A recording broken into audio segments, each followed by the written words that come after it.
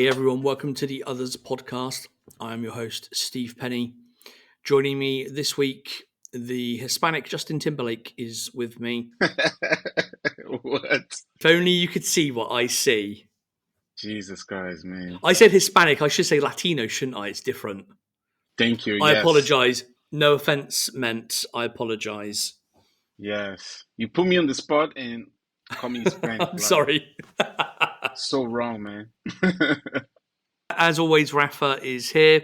Rafa is sporting a glorious head of hair in his trademark blonde style, but it's getting a little bit long, and it is getting, early 2000s Justin Timberlake-esque, let's say.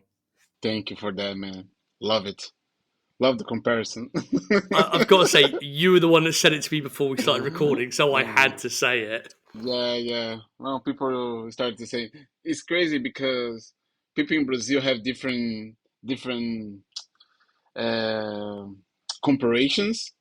Like we have like Brazilians characters that a lot of Brazilians were saying that I was looking like, and some of our friends from here, from Spain, th- they were the ones that saying that I look like just Timberlake.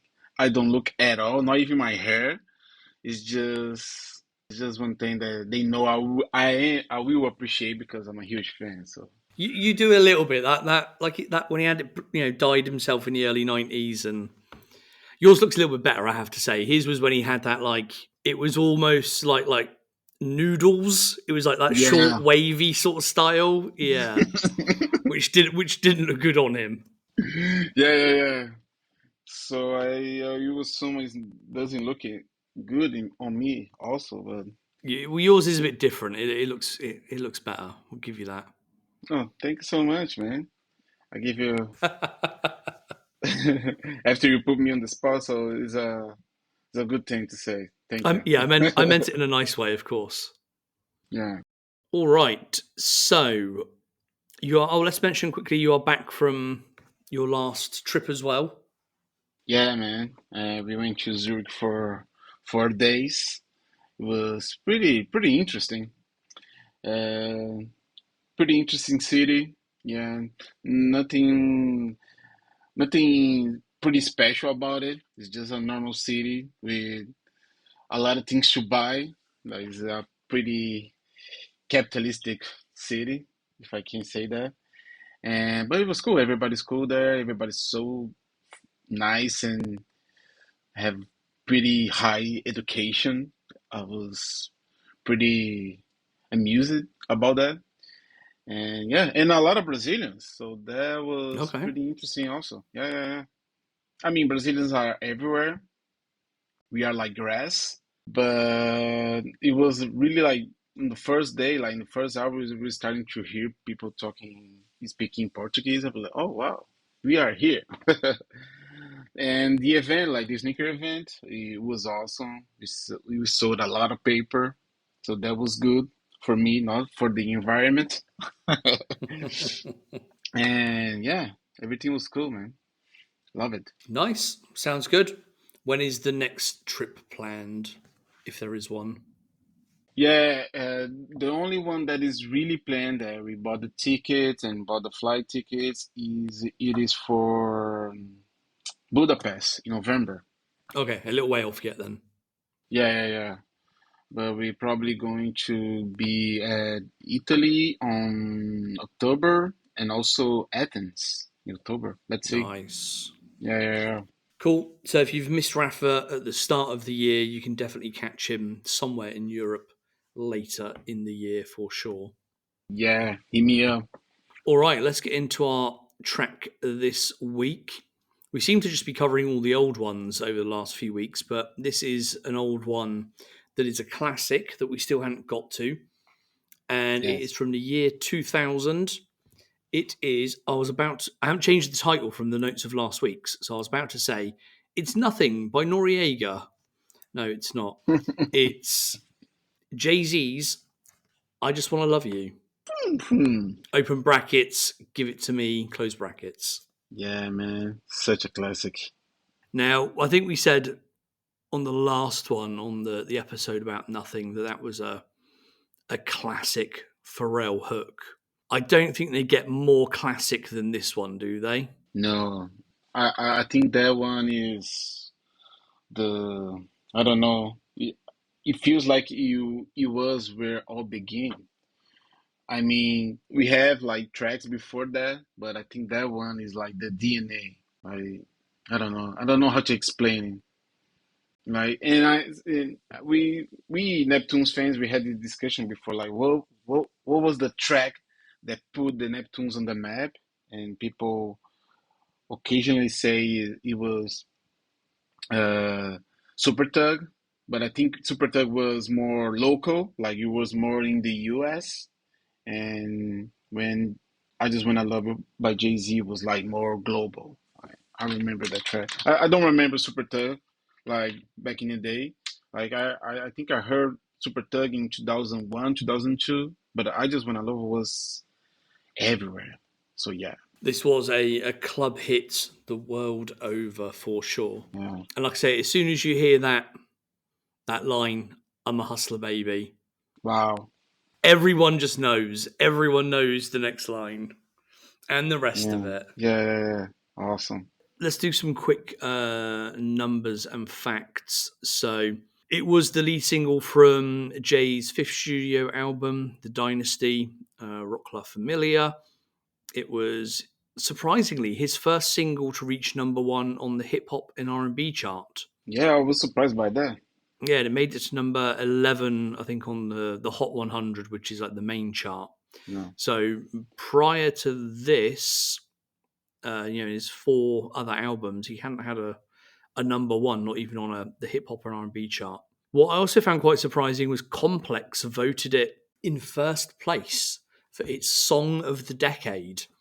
Now wow, it's a classic song, I'll give it that, but song of the decade is maybe a little bit too much of a big shout. yeah, it is. And I don't know what decade they were measuring. I should check the notes, whether they're measuring from 2000 to 2010 or prior to that with some other sort of different year. But yeah, they Yeah, obviously rate it highly. As I just mentioned, it came out in 2000. It came out on the 17th of October. Video directed by Dave Meyers, who I think we've mentioned many times on this podcast previously. He's done a few videos with Jay-Z and about a million with Missy Elliott and many, many other people. And it currently has a respectable 36.5 million views on YouTube. I have no idea how many streams it has, but I imagine probably quite a lot, because I imagine this is one of those songs that's just in every rap, hip hop, party type playlist that you find anywhere across Apple Music or Spotify or any of those platforms. yeah, 100%.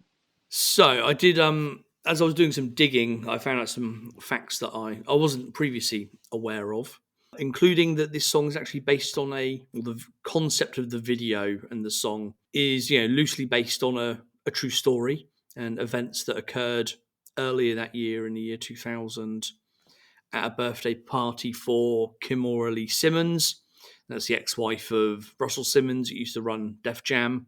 There weren't too many more details. I think there's an interview, Jay saying, he was at this house party, and I think he said Mary J. Blige was there dancing and various other people. But if this is the concept of that event, based on that event, then it must have been one hell of a party that they Yes. attended that day or that night.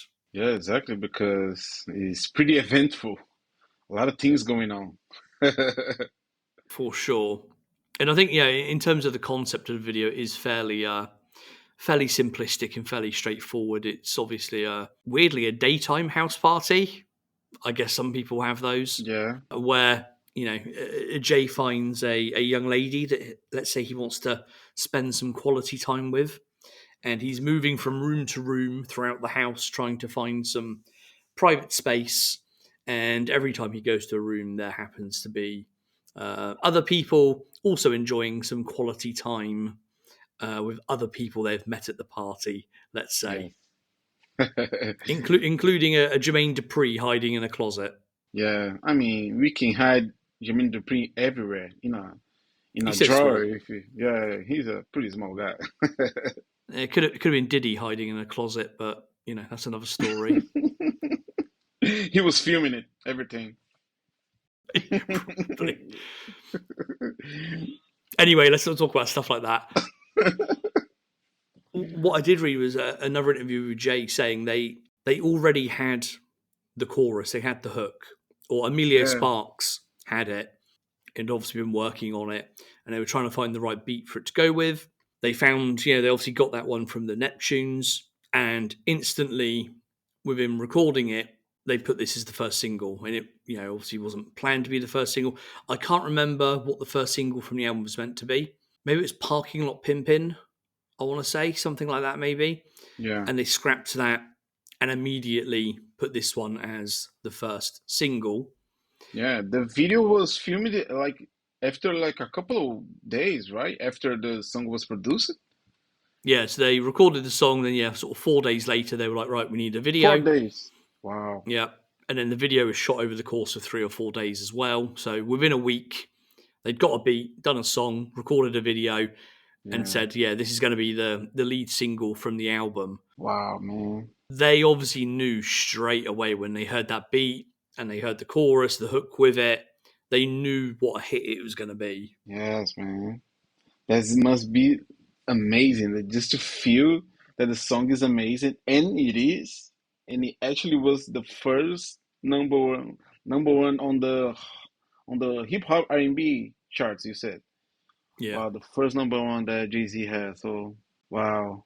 Imagine the energy on the studio. Yeah, it must have been amazing because they obviously have that feeling and know sort of straight away. Yeah, But there's always like a lot of tracks that artists kind of put out as singles and sometimes lead singles, and they really think they're going to do well, and for whatever reason they don't. Sometimes they're just not the right song at the right time. But to just know instantly and have it all locked down within a week and have the album changed as well, because yeah, changing an album is probably a big process in itself. Adding this into the album, scrapping what was originally going to be your first single, you have to get sign off on stuff like that from your label and other people involved. So yeah, to kind of turn it around quite quickly, get it on there, and then put it out to the world, and knowing it's going to be massive and it turning into something massive, yeah, I don't think that feeling probably gets much better as an artist or as a yeah, of musician. course.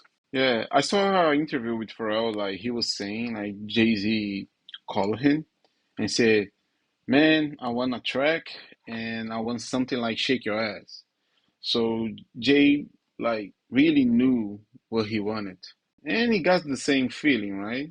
It's not you don't think straight away that it's the same vibe, but when you like get to know that is the same producers and everything, like in kind of the same inspiration also, right? Because it's also kind of funky beat, same feeling, like sexy, funky. I don't know. Hmm. Yeah, that was awesome. The video itself, again, I think with a lot of these early 2000s videos that we've previously talked about, very much of its time in terms of how it's shot, the contents of it, the fashion that's involved. It, of course, has many cameos in it. Little Kim turns up a few times. Little C's. Damon Dash, of course, he has to obviously be in every video. Yeah, of course. Beanie Doing his Siegel, little Memphis dance. Bleak, yeah, Jermaine Dupri, as we mentioned, and then again, very much of its time, as we talked about with the last video, which actually came a year later. We have John Witherspoon from famously from Yes, Friday, but obviously man. many other films with some little skits and little bits dropped in at the start of the video and sort of halfway through as well. Yeah. Again, it doesn't necessarily add anything to the video. Like I say, very much of its time, adding these things in.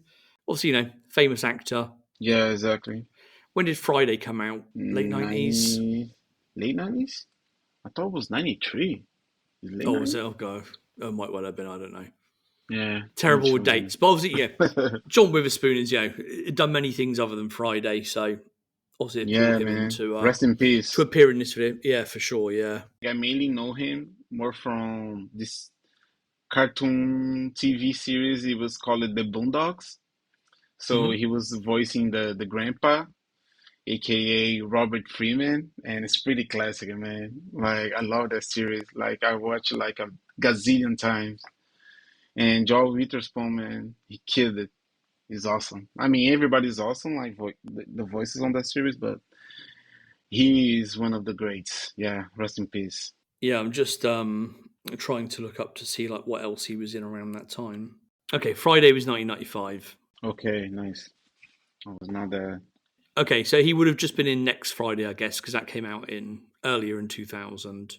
So riding high off of the back of that average sequel. And then, of course, yeah, Friday After Next, as we talked about in the last show as well, in 2002. But yes, an acting and comedy legend for sure. So yes, he makes a couple of little appearances in the video itself. Yeah. What else have we got? We've got Rick James sample in there from Give It To Me Yes. Baby in the hook. Also in the first verse from Biggie's The World Is it The World Is? No, I was about to say The World Is Mine. That's not a Biggie song, is it? The world Yeah. is the world what's the word I'm looking for? I'm gonna have to So what is click the ours? link. The world is filled. Oh, okay. And also an interpolation of Carl Thomas's I Wish as well, if I remember rightly. Oh, and I saw somewhere that Shay for N.E.R.D, like he's uncredited, but he also helped maybe with some background vocals. I don't know. Yeah, so this is something I'd previously known about but forgotten and saw again when I was sort of looking at it. Yeah, he is uncredited. So I went through and I tried to sort of listen very carefully and Yeah, see me if I too. could pick out some bits and pieces. I think there might be some of the backing ad libs which sound a bit like Shay. And Yeah. then also on the vocal doubles for Jay on the second verse, they Oh, sound okay. a little bit different to the ones on the first verse. The voice sounds a bit different, and it gave me the feeling that might have been Shay doing some of that as well, sort of layering some stuff in there. Cool, cool. But yes, I'd be very interested to actually, if anyone knows, to find out exactly what Shay contributed in terms of the vocals and stuff on this track. Yeah, I was trying to I look for Pharrell interviews that he was talking about how the song was produced, how the song came up, and all I for the time that I had, all I found was Pharrell saying like he spent like maybe 3 days in the studio, like he was working his ass off, like trying to make a beat for Jay-Z. And when he got the inspiration to, I think he was inspired by Curtis Mayfield, not just in the on the vocals, but also for the beat and the vibe of the song. And he made it in 20 minutes. So he was like, "Oh, I spent like 2 days trying to came up with a beat, and when I got the idea, I made it in 20 minutes." Like, wow, that's insane. And that he came up with "Give It to Me." Like, I just wanna love it. Like, such a classic beat, like so cool. Yeah. That's how it works sometimes. And I was thinking about like if you think about all the singles that Jay-Z put out until that time, like it was nothing like that. I mean, he got I don't know, he got bangers, he got club songs, but I think this one is different. It got some R&B feel to it, the funky of course because of the beat, the instrumentals. But I think it's the first time like I don't know.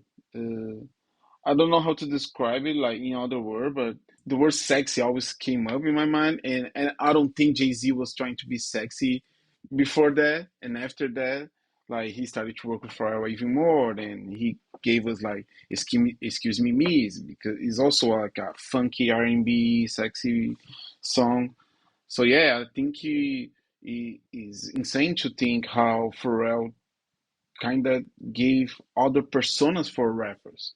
He did the same thing to with Snoop, you know. So yeah, Yeah, I think this is kind of right place, right time. Obviously, a lot of Jay's earlier stuff. You had Reasonable Doubt, which was obviously a lot darker. yeah, As he became more popular, some of the bigger tracks were with Timberland, Swizz Beats, but this was kind of fifth album. He's now been sort of, pretty successful for a few years.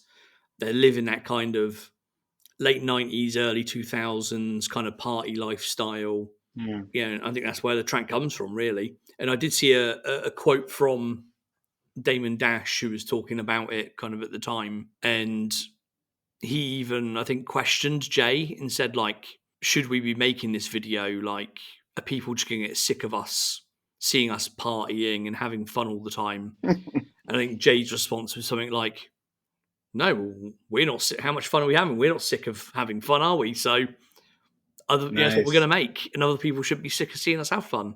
Wow. What a lifestyle. Exactly, yeah. Yeah.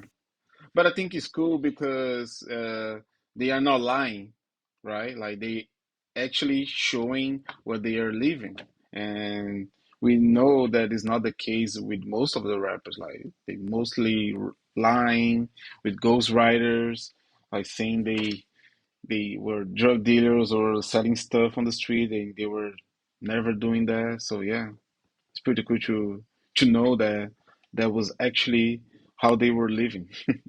Exactly. And that's kind of what I like to see in the kind of evolution of an artist to sort of represent what it is you're actually going through at that time, because obviously every successful artist has a period. They had that early period where they were coming up and they didn't have much money maybe, and artists in the kind of hip hop genre and stuff were selling drugs, and obviously Jay has done this in the past, but they get to a point of their success where they don't need to do that. They can just party and have fun, make the music they want to make videos they want to make, waste all their Yeah. money if they want to waste it on videos and booze and whatever else.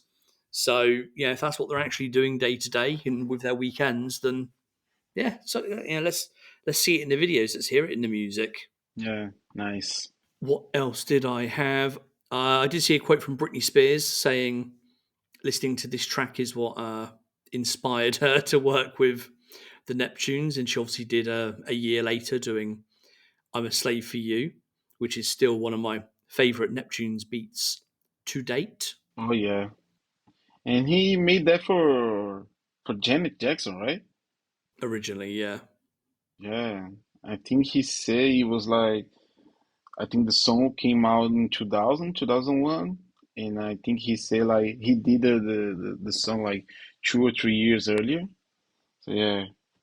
And I remember when I was still in Brazil, I was talking with some friends about the Neptunes, and everybody was saying, "Oh, Pharrell always give his best stuff for white artists," and I was like, "No, he tried to give to black artists. They refuse it." The They weren't Justin interested at the things, time. Justin's like Britney stuff, like everything was for black artists. They refuse it. So yeah, Their loss. pretty crazy. Yeah, yeah, exactly. And when the video came up, like we see the classic shot on the stereo bumping, and Yeah, the first thing that came in my mind was like, oh, maybe it was the same director that did Light Your Eyes on Fire because it kind of has the same vibe, but it was not. I think you say like it was David Myers, right? The yeah. director. And the director that did Light Your Eyes on Fire was Joseph Kahn.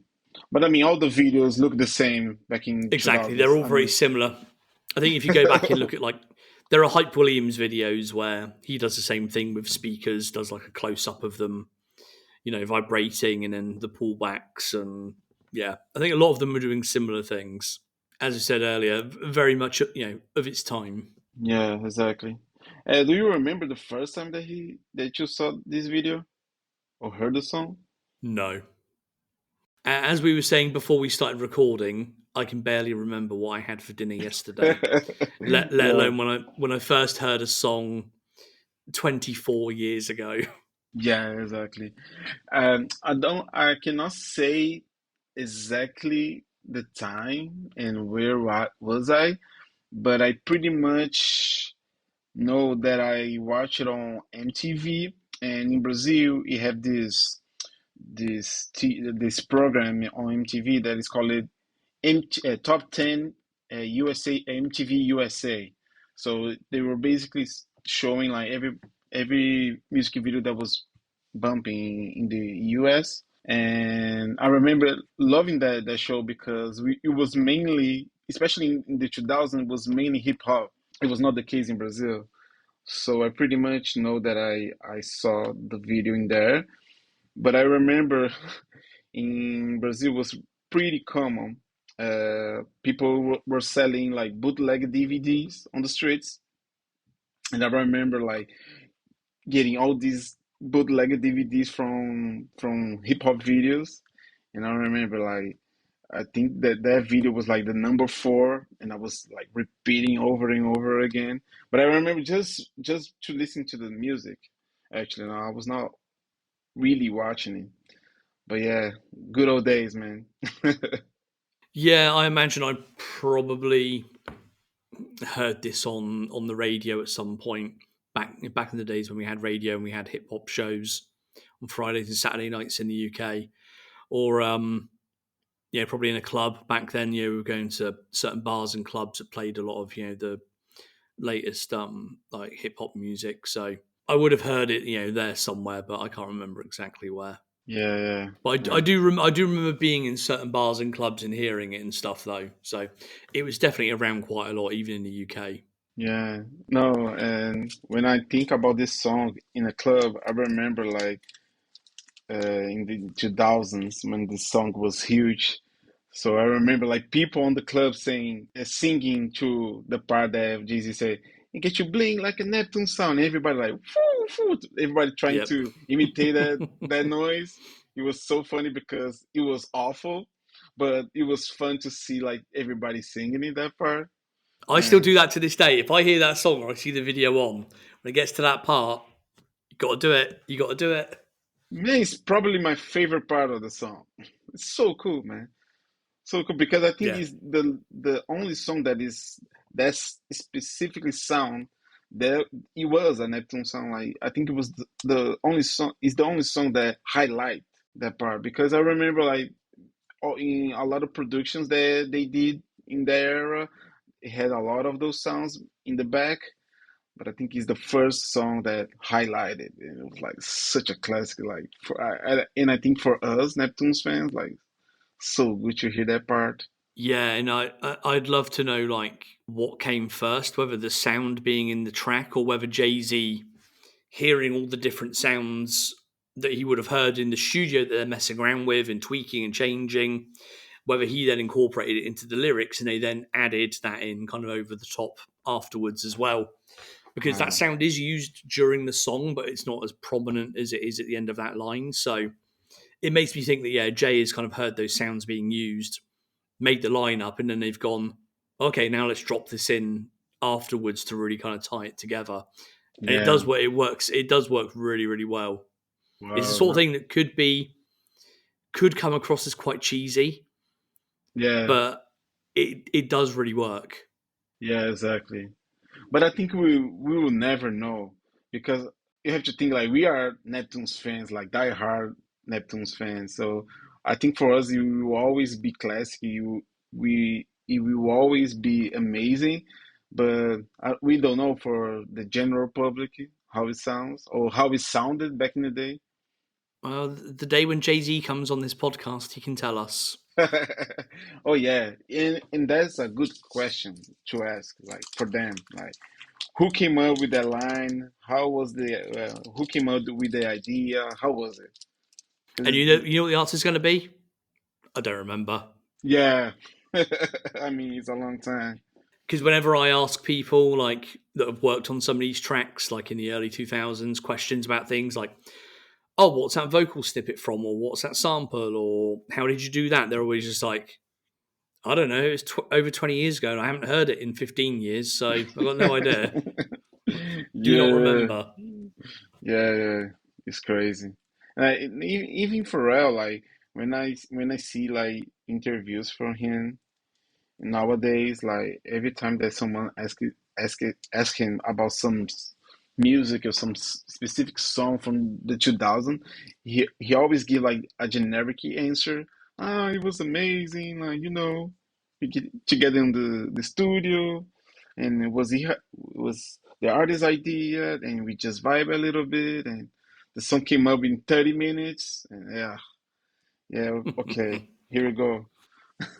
Yeah.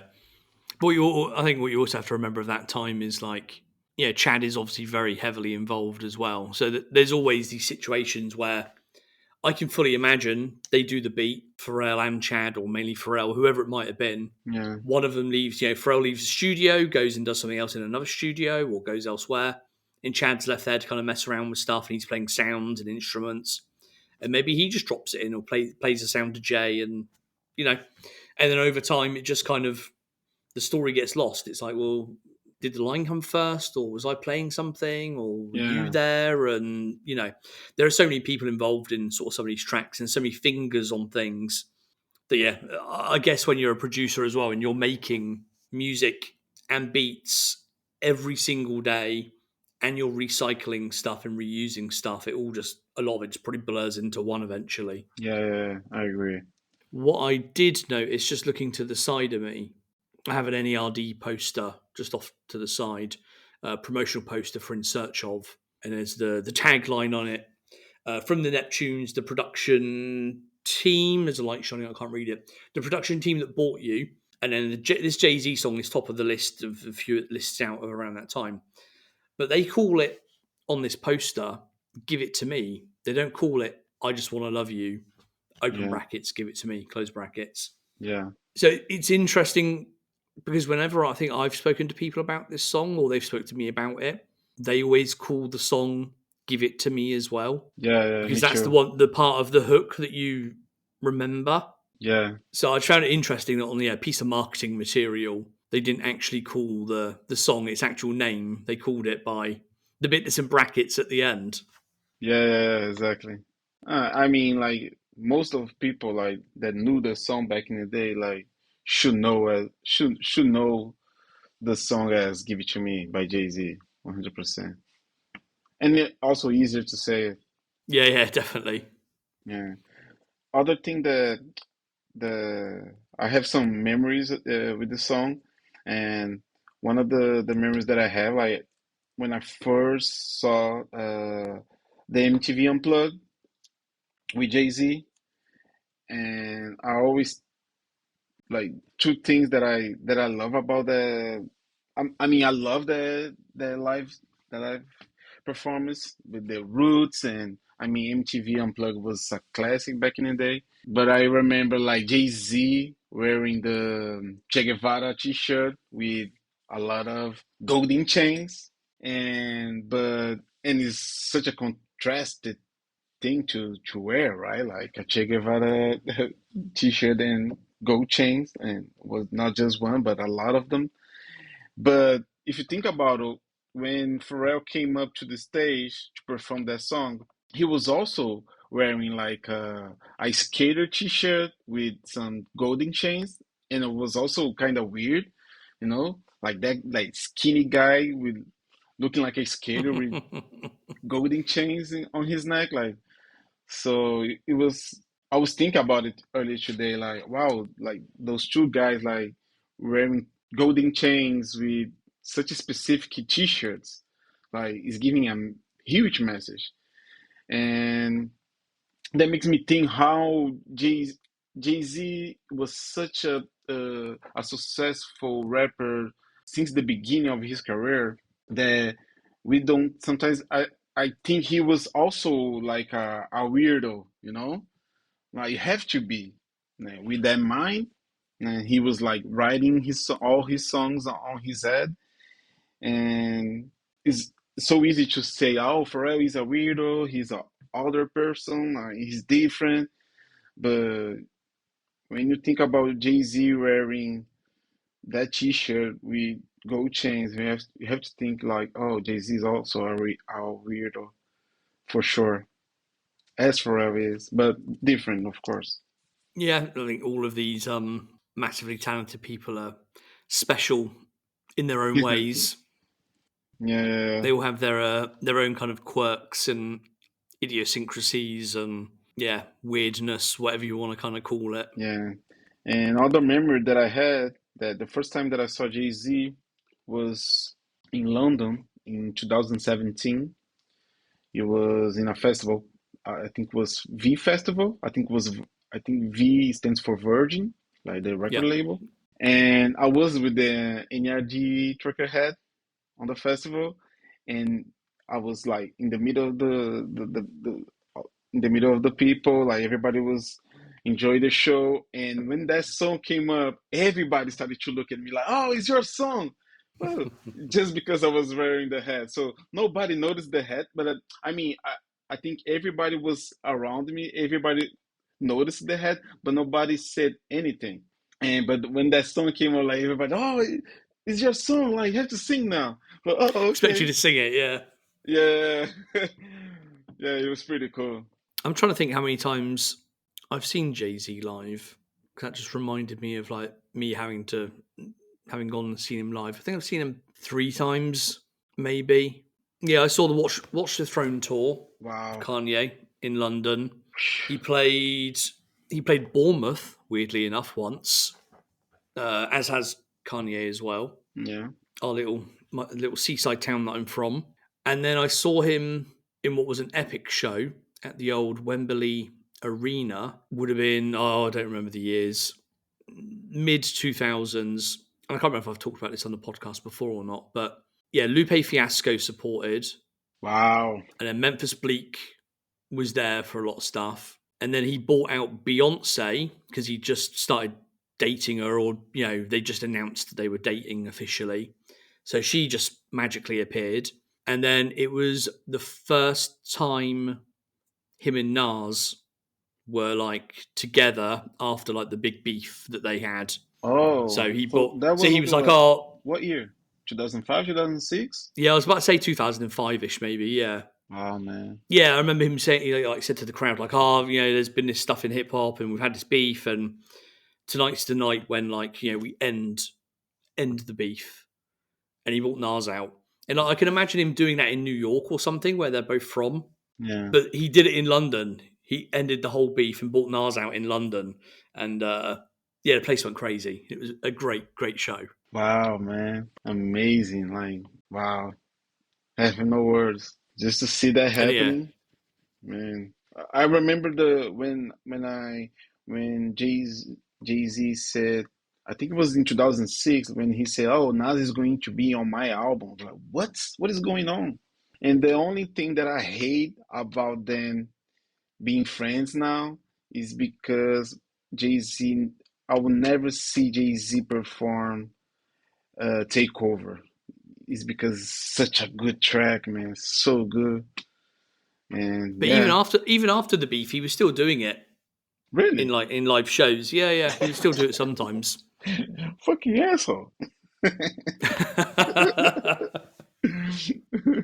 I mean, But I guess if you've said to the person like it's over, but it's a popular song, so I still yeah, need to it is. perform it. It is such a good song.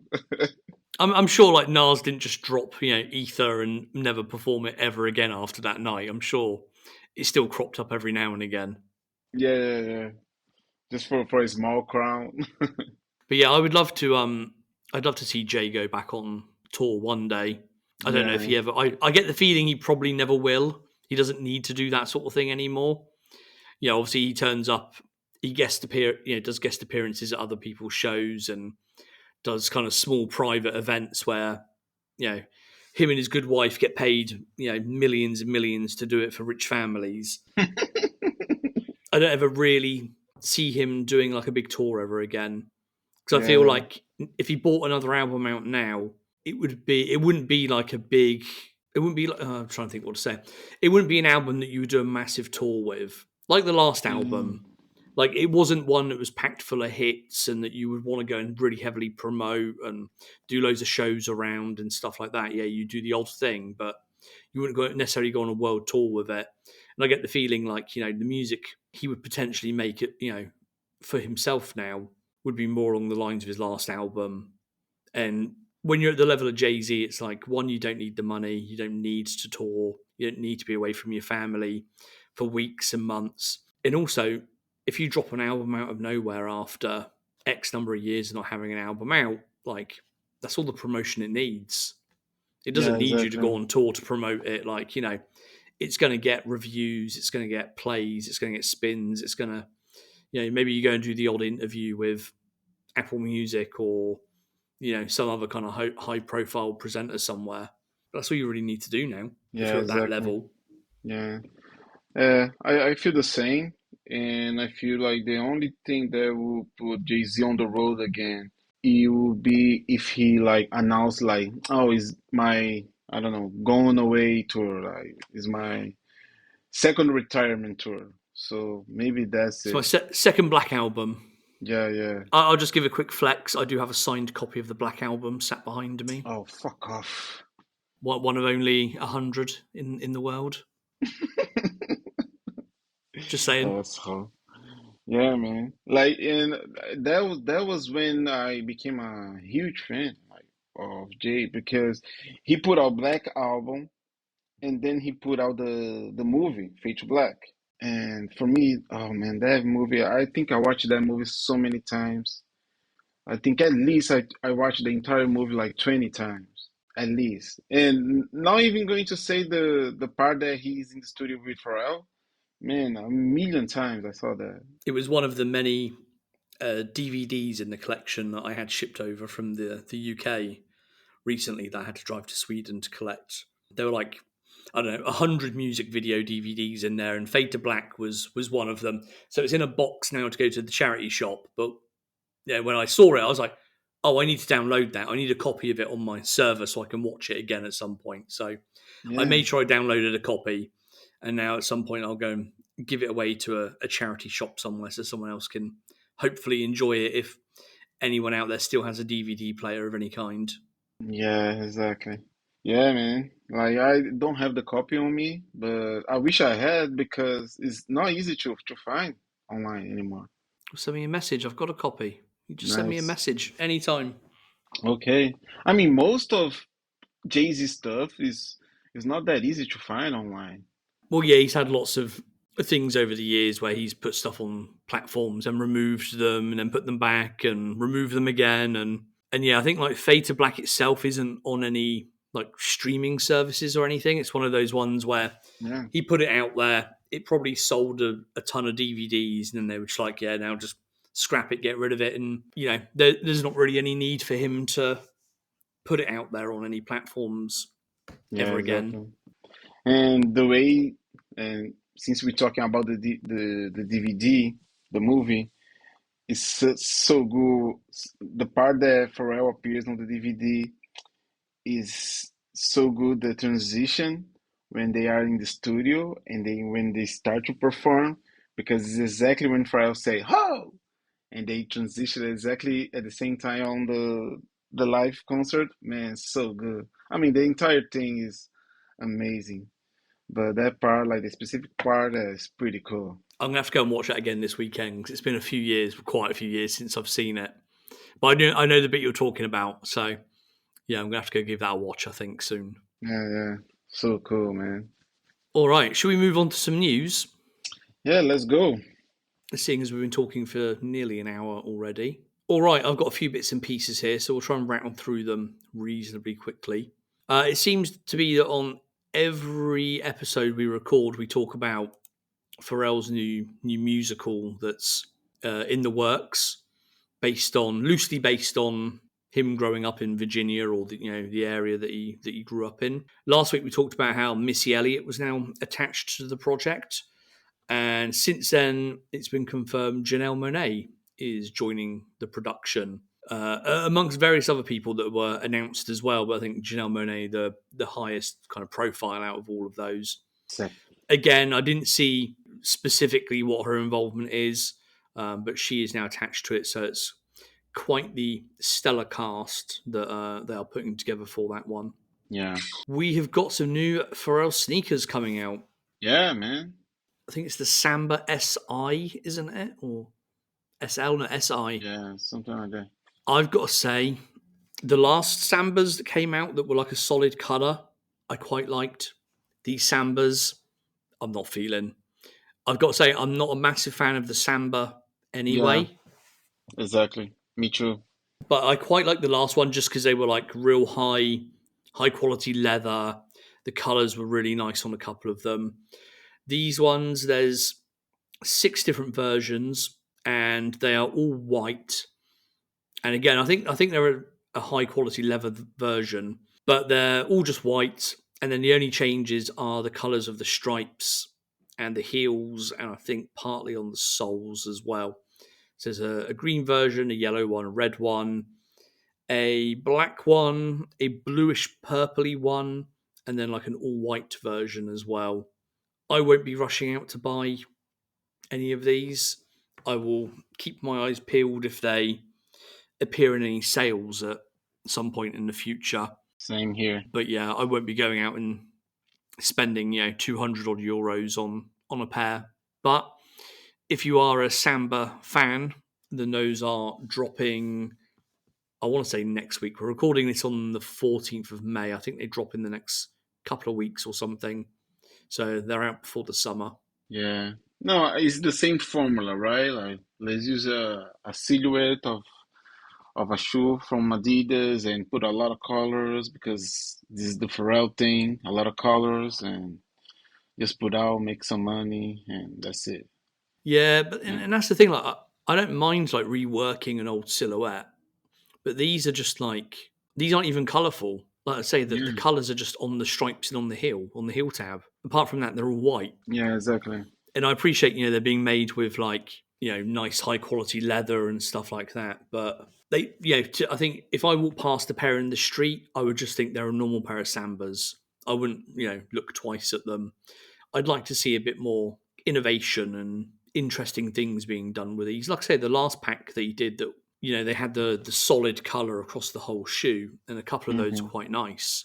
There was like the mauvey color and the purpley sort of one. They were decent, but yeah, these ones just look to me just look like normal Sambas, and I'm not massively impressed. Yeah, me too. Like I I don't see what's the appealing with the sandals. It's just for me it's like a simple sneaker, you know? So just not interested in that. Yeah, but they're obviously that silhouette is having a resurgence at the moment, so you've got to hop on whatever's popular, I guess, and shift a few more of them. Yeah. Speaking of shifting things, Pharrell has been shifting some cars recently via his Joopiter auction platform.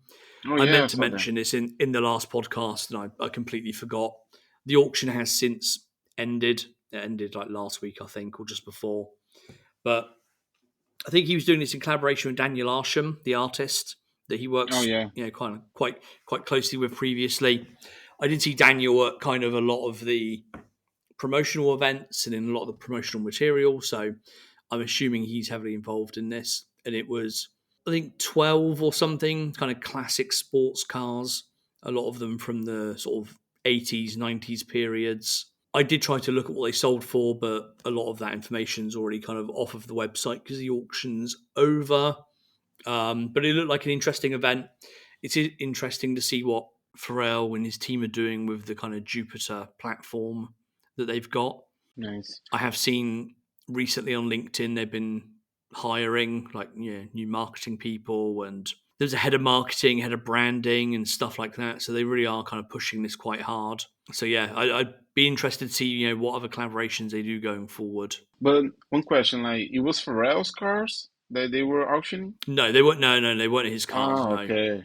they were just ones that have been kind of curated from obviously other collectors and stuff. Because I always thought what Pharrell did with remember the I think it was a Rolls Royce that he was driving on Hot and Fun video because the the the thing that they put on the car it was like a whole friends with you Yeah, like the uh decal they did, yeah, for it.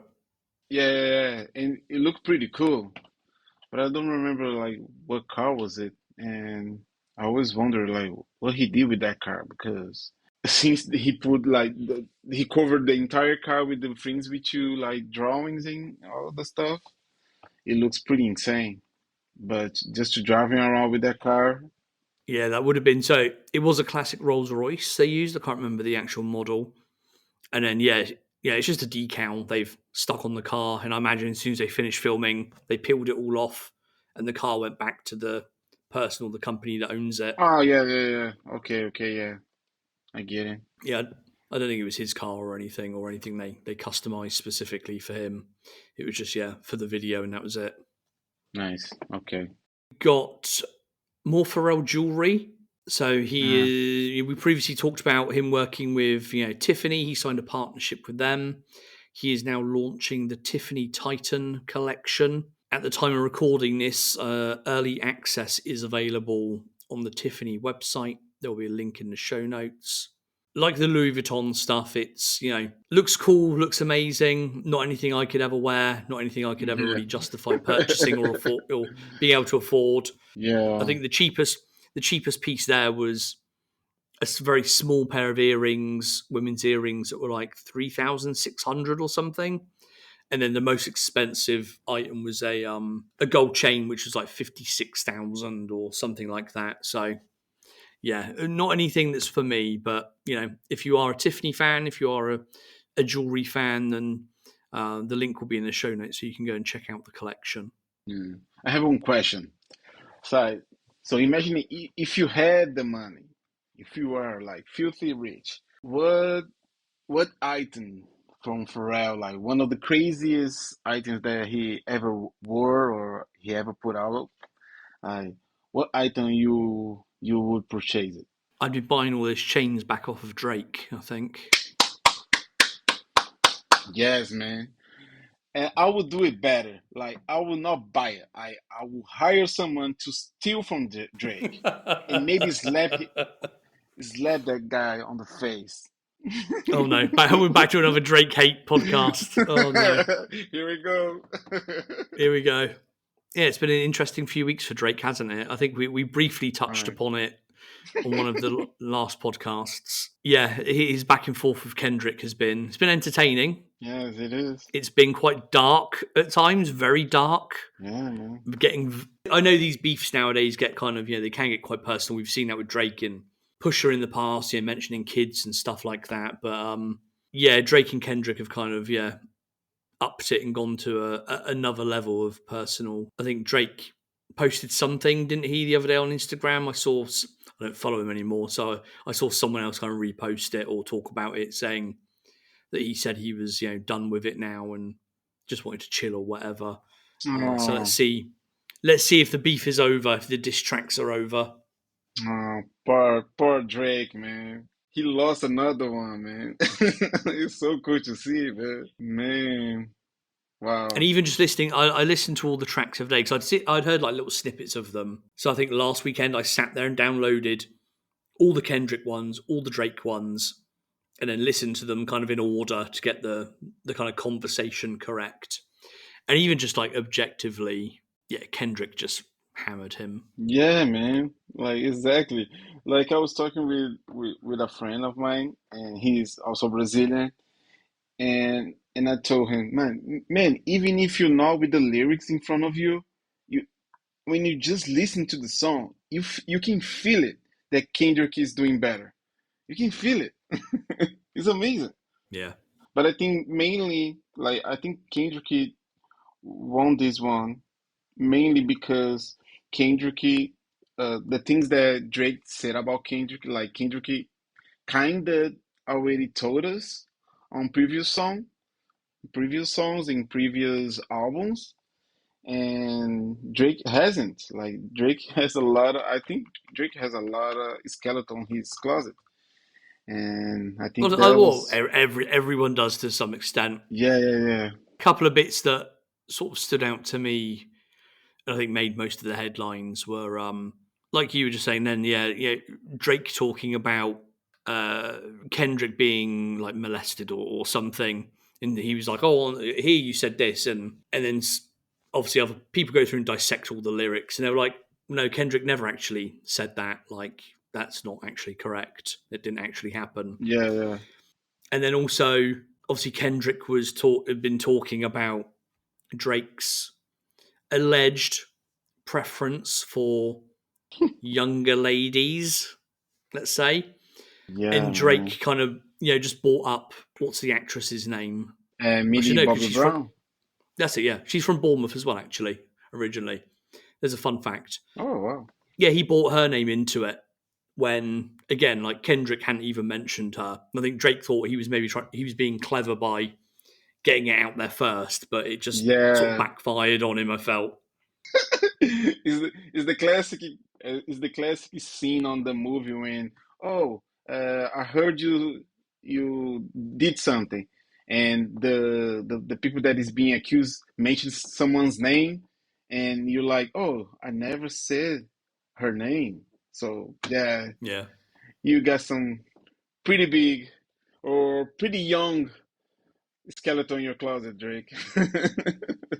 But then going the other way, though, there's also the Kendrick spent a large part of a song talking about a supposed other child that Drake has, a slightly older daughter. Yeah. To which Drake's reply was, whether it's true or not, I don't know. But his reply was, "We actually made that up, and we Wow. purposely got someone to tell you about it, and we planted that information to see if you would use it, and you did. Therefore, you're stupid." So silly, man. It is. It's just some of it is just so ridiculous, It is. but And but also, it's interesting and humorous to watch. but did you see the video that leaked it this week?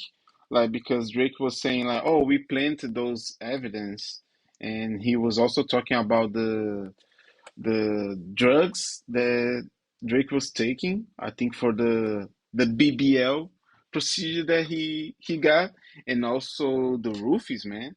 The roofies that supposed like him and his team was using on the women.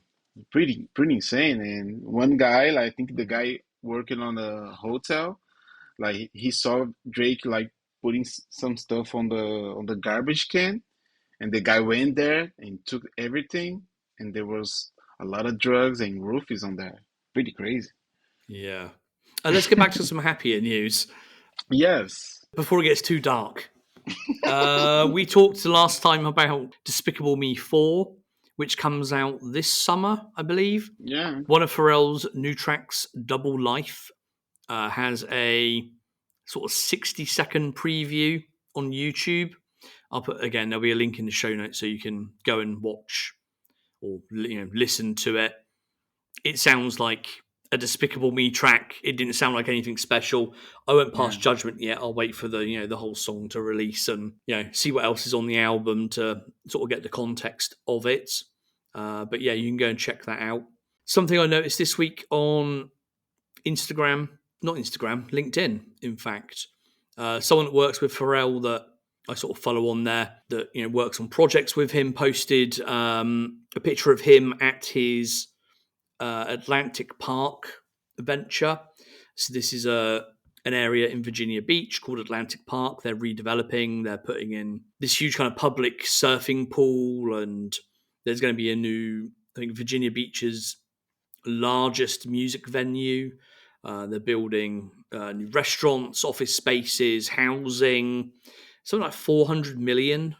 The overall investment is and the overall cost of it. So there Wow. was an update there that Pharrell was over there, kind of overseeing or checking in on the project to see how it was going. I was kind of vaguely aware of this, but I hadn't really seen any details around it. So you can go check out their Instagram. They've got an Instagram page called Atlantic Park VB, and from there you can get to their website, which tells you all about the development. And also on there, there's like a marketing deck that they've used to obviously get investment and to promote this and stuff.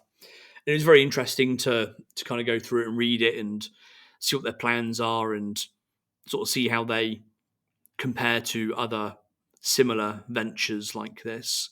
So be really interesting to see when it's done, kind of how it turns out. Yeah, I haven't read it, but I saw the photos, the how it's supposed to look when it's done. Pretty amazing. Like some futuristic things. So cool. Yeah, it does look amazing. It looks like an amazing space. It only takes up a couple of blocks, I think. I think it's at the north end of sort of Virginia Beach. But yeah, like I say, big wave pool for surfing, or two pools, I think it is. A big indoor outdoor concert venue, a big kind of plaza with shopping experiences, office spaces, residential spaces, which look like they're going to be very expensive. Yeah, Even in the pitch deck, it says the cost of their own apartments they're building are going to be significantly higher, I think it said, than other buildings and apartments around that area. of So they know they course. can cash in on this and make some real money. Yeah, Yeah, we'll see how much they go for. But it looked like an amazing area, and again, one of many ventures that he's involved in. He's involved in a like an office block or residential slash office block in Toronto. He's obviously got the hotel and the restaurant in Miami. Lots of different bits and pieces going on at the moment. So they have broken ground. They will be building soon. So I imagine it's probably going to take a good couple of years for it to be finalised. I don't remember what the end dates were, but we'll keep track of that and see how that's going. And then the final piece of news we've got. This may make the edit or may not, depending on what gets announced. But some BBC news. The BBC EU store is closing down. As we are recording at the moment, which, as I said earlier, is the Tuesday the 14th. This hasn't been officially announced, but hopefully by the time this podcast comes out, it will have been. There has been like a kind of store sale happening since last Friday, I think it was, maybe last Friday or Saturday, and it goes to this Wednesday. So they are clearing out all of the stock that they have in the store itself. Because obviously nowadays, being owned by JD Sports, most of their stock is in a warehouse basically, because they get most of their orders from online or they go to third parties. But they of course keep some stock downstairs at the store for when people walk in and want to buy things. So all of that stuff is currently being sold off. By the time this podcast goes out, the sale will be over, unfortunately. yeah. I didn't want to mention this any earlier, just because I don't want to get in trouble, let's say. By the time this comes out, it should have been, announced. Yeah, I'd say it's sad. It's sad that there won't be like a store in London anymore, and Yeah, man. there won't be like an official kind of, flagship store in Europe. But I think it was inevitable after JD Sports bought them, and having looked at their accounts a number of weeks back that we briefly talked about on another podcast. They were making barely any of their income from that store. And I imagine that store being in a prime part of London cost a small fortune to rent and to keep it staffed and everything else. There's always obviously it's not cheap to kind of own and operate a store like that in central London. So yes, they are closing down. If you were lucky enough to get to the store sale over the last sort of few days, if you got anything, let us know. I was going to get a couple of bits, but everything was pretty much half price or less than half price. But there was nothing really that took my fancy. Nothing really from the last kind of couple of seasons that they've got downstairs underneath the store that I really sort of fancied.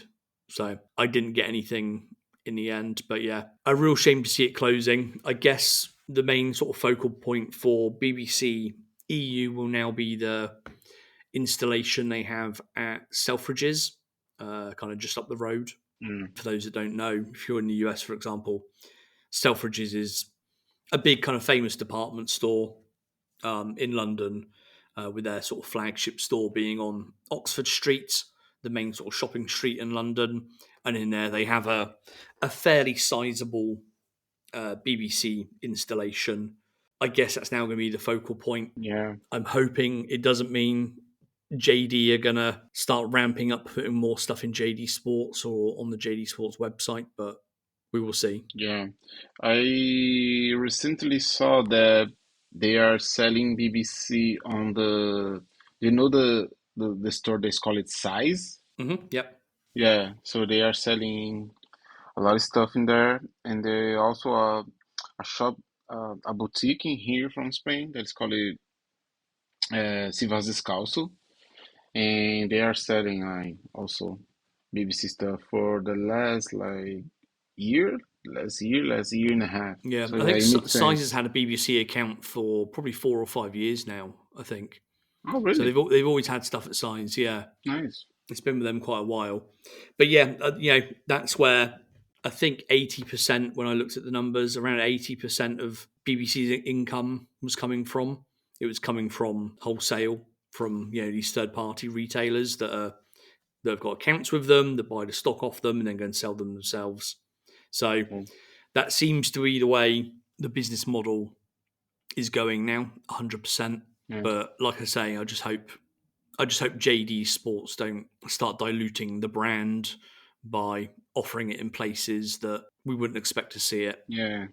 And I think the main thing is like let's hope that they don't lower the quality of the things, especially from the things that they are doing here in Europe, because most of the things that they do here, like the quality is super, super high.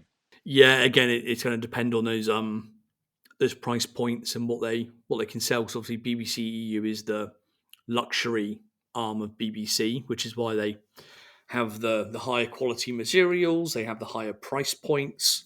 They've obviously got a lot of good relationships with the manufacturers out in China, where most of the stuff is made for them. Yeah, let's see. I think it's just going to depend on how well this business model works and whether JD Sports kind of think, well, actually, like BBC in the US did years ago when they got sold to Iconics. They decided they wanted BBC to be Yeah, more accessible and at a lower price point, so they flooded every department store under the sun with BBC. yeah. Yeah, and you could pick up T-shirts for like $10 and $15 and stuff like that. Dark times, man. Yeah, and it really hurt the brand, and the brand is still coming back from that years and years later. Yeah, So let's hope that's something JD doesn't do over here. Let's hope they kind of keep it as a slightly more exclusive, higher quality item. Maybe we've seen the ice cream brand be relaunched in Europe a couple of years back now, and that's kind of at the lower price point. So let's hope they maybe focus on ice cream if they want to be in more places and at a lower price point and that sort of thing. And the BBC side gets left alone, but we will see. yeah. Let's hope. Finger crossed. Yes, but I will be sad, not being able to go to the BBC store on my yearly trips back to the UK. I will miss that this year. Yeah, 100%. So yes, if you've ever shopped at BBC EU, pour one out for them. Exactly. I went to the store like twice, and the first time that I went, like it was such a moment because it was my first time ever in a BBC store. So I was like, wow, I'm actually here. I can't believe it. Seeing the pieces in my hand, you know. And then 1 year after, I went to the BBC in New York, and it was also a huge moment for me. And the only one that is missing now is the Tokyo one. They still have a Tokyo store? Well, you got the Tokyo one, you got the Hong Kong one, you got a Oh few of yeah, them dotted around in Asia. Yeah, nice, cool. yes, still more to tick off on my list as well. But speaking of stores, we get to our final item I have on my list, and it's some shameless self promotion, and that is an update to the Otherz merch and our store. Previously, we had an account with what's the name of them? T Public, I think it is, Yeah, where we could upload designs, and they would basically put that on any piece of merch that you wanted, which was fine. I've bought a few of the items, and the quality was okay. What I decided recently, though, was I wanted to bring everything kind of under our own website and host it all ourselves. So we're now using a different partner called Printful, who do something similar, but they don't do that thing where I upload a logo and then that logo gets put on 100 different items. This is much more kind of curated. You have to kind of pick each item, design each item sort of specifically and individually. So we've put up an initial store with just some basic items such as t-shirts with different logo types, hoodies. There's some other basic items like stickers and mugs and things like that. If you would like to support the podcast, you can head over there and feel free to purchase something. It's the others.net/store. If you go there and there's like some kind of item that you really want that isn't on there, then please reach out and let us know, because in the catalogue of items that we can pick from and we can actually utilize and have delivered to people, there are hundreds and hundreds of different things. I've already had a couple of people reach out and ask for certain items, one of which we've put on the website, one of which they don't offer at the moment, but they will soon. So if you're after anything specific, then reach out and let us know. But if you go over there and you purchase anything, it helps support the podcast. It sends a few euros our way. We make very, very, very, very minimal money off of it. Yeah. But it's a couple of euros here and there, basically, and it all helps. So if you want to support the podcast, head over there and purchase something. That would be greatly, greatly appreciated. Even if it's just a fridge magnet or some stickers for a couple of euros, it all helps. Yeah, and not just to support our podcast, but also if you purchase something from our shop, is going to make us just happy to imagine you having like a t-shirt or a mug or even a sticker with the logo of the podcast. Like that would be amazing just to think about you having those items with the logo. So yes, feel free to check it out. And I've got to say, when we were on the previous platform, I would get notifications whenever somebody bought something, and I was always completely blown away when I got a notification saying someone has bought one of your t-shirts or someone has bought one of your hoodies. yeah. Because it was on another platform, I never knew who those people were. Yeah. So a massive thank you to those of you out there that are listening that did buy things. It's always a very weird feeling, at least for me. Rafa sells his own work and stuff like that, so he's a bit more used to it. But for me to see people buying stuff related to the podcast, where it's just this idiot rambling on for an hour and having great people on here to support me, it's I always find it mind blowing. Nice. Yeah, it is. It's an awesome feeling. All right, that's everything I had this week. Anything else from yourself? No, that's it. We had enough of Pharrell and Neptunes, man. We could never have enough. Yeah, I still want them to get together again and make music. Maybe some live performance. I don't know. Yeah, anything. Yeah, let's all cross our fingers and toes and pray to whichever god it is you like to pray to, if there is one that you like to pray to. Yeah. You never know what may happen. But we'll wrap it up for this week. You can find the show notes and everything else both in the podcast player of your choice normally, but also over on the website, theothers.net. You can find all of the online links at linktree/Others podcast. You can find me online at Steve R. Penny. And Rafa, where can everybody find yourself? You can find me also on Instagram at Rafito_Zurk. And also you can find my work. I do sneaker illustrations and I sell posters. So if you want to check it out, you can find me on at sneak.art.el. Lovely. And the links will be in the show notes as always. But yes, thank you everyone for listening, and we will catch you in a couple of weeks. Bye-bye. Bye-bye.